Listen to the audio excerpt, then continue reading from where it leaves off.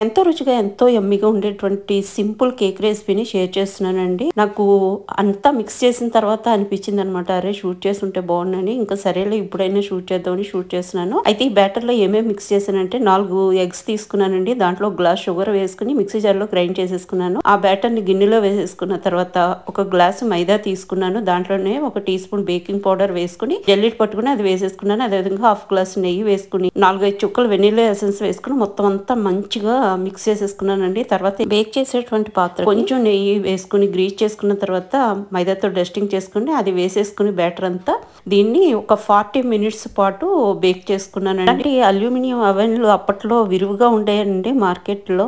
అప్పటిదే నేను జాగ్రత్తగా దాచుకున్నాను అనమాట.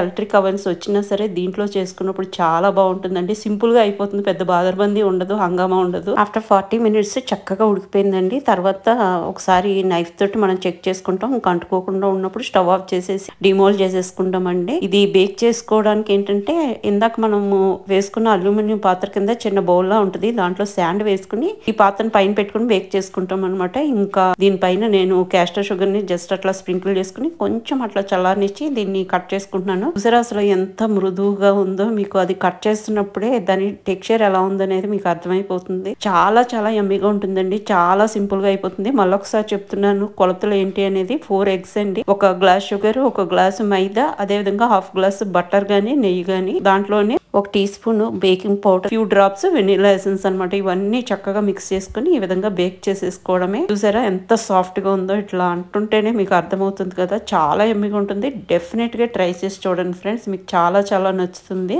తిన్న తర్వాత మీరు కేక్ కి ఫిదా అయిపోతారండి. చాలా బాగుంటుంది ఫ్రెండ్స్. ఈ వీడియో నచ్చితే లైక్ చేయడం మాత్రం మర్చిపోకండి.